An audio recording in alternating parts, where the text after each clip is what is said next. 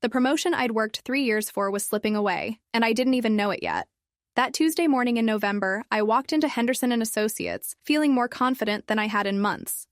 My presentation for the senior marketing manager position was ready. 3 weeks of meticulous research, custom graphics, and a rebranding strategy that would revolutionize our biggest client's market presence. Maya Chen sat at the desk next to mine, already deep in her own presentation prep. We'd started the same week 3 years ago, two ambitious marketing grads from Northwestern who'd become unlikely friends in Boston's cutthroat corporate world. Well, I thought we were friends. Maya had always been competitive, but so was everyone else trying to climb the ladder at our firm. "Big day Thursday," she said, not looking up from her screen. "I've been losing sleep over this presentation. David's replacement is going to shape the entire department's future." I nodded, saving my work to both my laptop and the company server. I'd been paranoid about backups ever since our system crashed last year. Everything was password protected, encrypted, and stored in multiple locations. After 3 weeks of working late nights and weekends, I wasn't taking any chances. What I didn't know was that Maya had been watching my routine for weeks. She knew I always took lunch at 11:30, that I left my laptop on my desk to charge, and that I trusted her completely. She'd been planning this for longer than I could have imagined. The attack came during my lunch break on Tuesday. I'd grabbed a salad from Panera and was gone for exactly 37 minutes. When I returned, Maya was standing near my desk with a horrified expression, holding an empty Dunkin' coffee cup. "I'm so sorry," she gasped, gesturing at my coffee-soaked laptop. "I was walking by and completely knocked over my drink. I tried to stop it, but it went everywhere." My heart stopped. 3 weeks of work, potentially gone. But as Maya continued her performance of distress and apology, something felt off. The coffee had spread in a perfect pattern across my keyboard, almost like it had been poured deliberately. And Maya never drank Dunkin'. She was strictly a Starbucks person. Updated. The laptop was destroyed, but that was just the beginning. What I discovered later about Maya's planning made my blood run cold. She'd been systematically preparing for this moment for weeks. Anyone else ever had a gut feeling that someone was playing a longer game than you realized? Maya and I had been work friends for 3 years, but looking back, I can see the signs I missed. She'd always been intensely curious about my projects, asking detailed questions about my research methods and client strategies. I thought she was just being collaborative. Turns out she was gathering intelligence. The senior marketing manager position had been posted 3 weeks earlier when David Mitchell announced his retirement.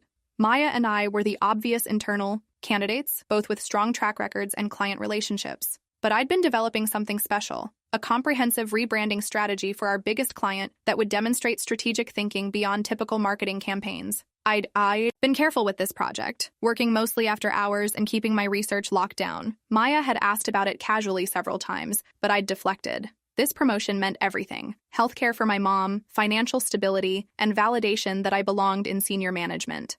What I didn't realize was that Maya had been tracking my work patterns for weeks. She knew I always saved files to the server around 5 p.m., that I used the same password structure for everything, and that I trusted her enough to ask her to watch my desk during lunch breaks. The morning of the laptop incident, Maya had arrived early.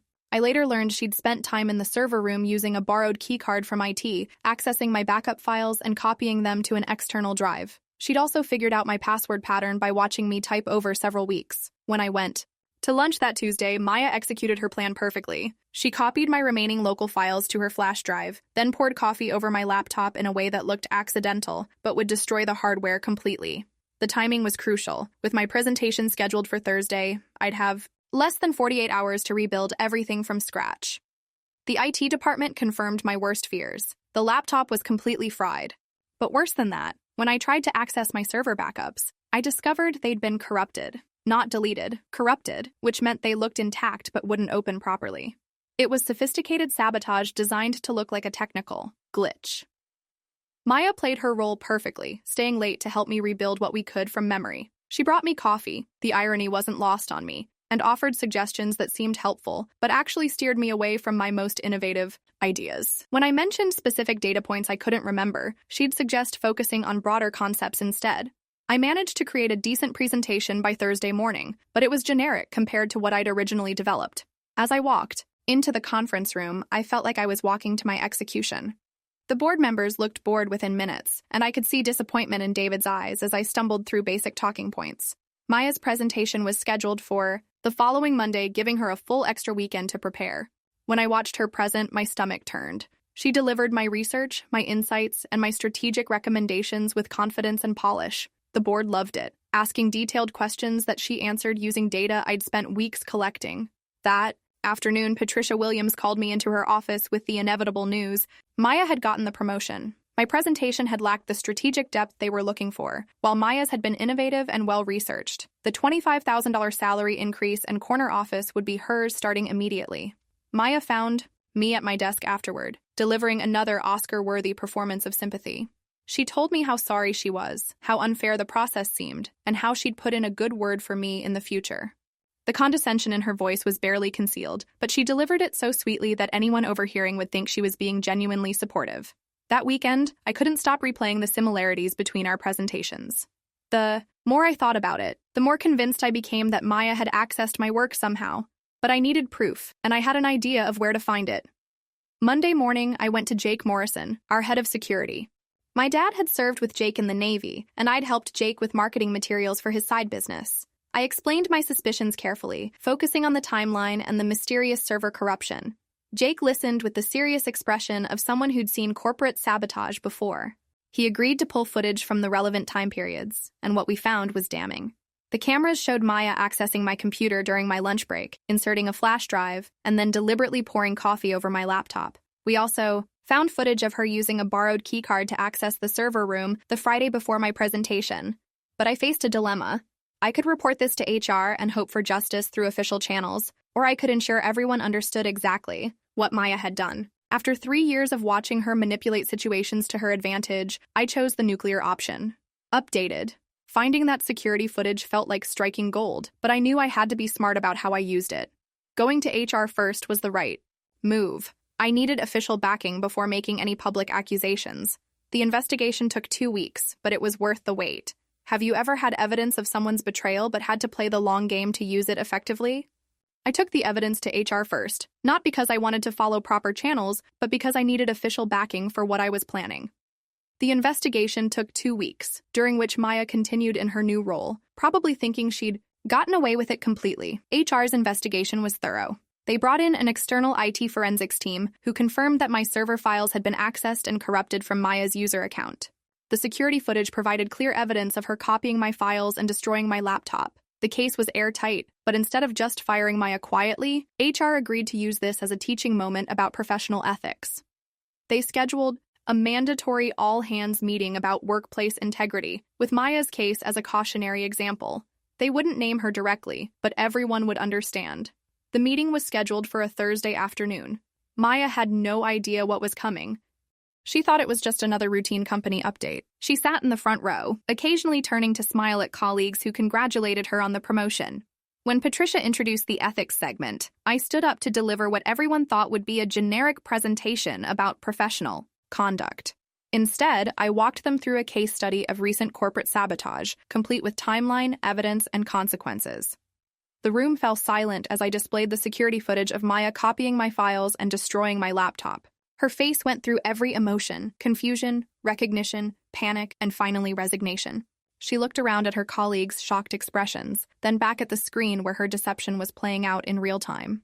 I didn't need to say much. The evidence spoke for itself. Maya had systematically destroyed my work, stolen my ideas, and consoled me with fake sympathy while accepting a promotion built on theft. Maya cleared out her desk that afternoon and never returned. HR processed her termination for cause, which meant no severance package and a permanent black mark on her employment record. Patricia offered me the senior marketing manager position by the end of the week, with a formal apology and a promise to strengthen security protocols. 6 months later, I'm writing this from the corner office I'd dreamed about. The promotion came with everything I'd hoped for: the salary increase, the team leadership role, and the financial security my family needed. But the victory feels more complex than I'd expected. The fallout from Maya's exposure created lasting divisions in our office. Some colleagues admired my strategic patience, while others found the public revelation unnecessarily brutal. A few people stopped speaking to me entirely, worried about what I might do if they crossed me. Maya's termination became legendary office gossip, but it also served as a genuine deterrent. New employees get briefed on professional ethics with explicit references to her case. The security protocols have been strengthened, and the culture around competition has shifted toward more transparency.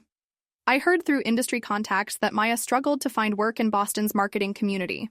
Word travels fast in our industry, and the specifics of her termination were too dramatic to contain.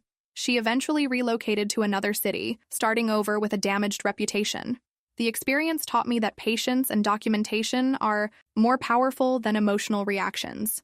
Instead of confronting Maya immediately, I gathered irrefutable evidence and chose my moment strategically. Sometimes the best revenge is simply allowing someone to face the full consequences of their actions. Updated.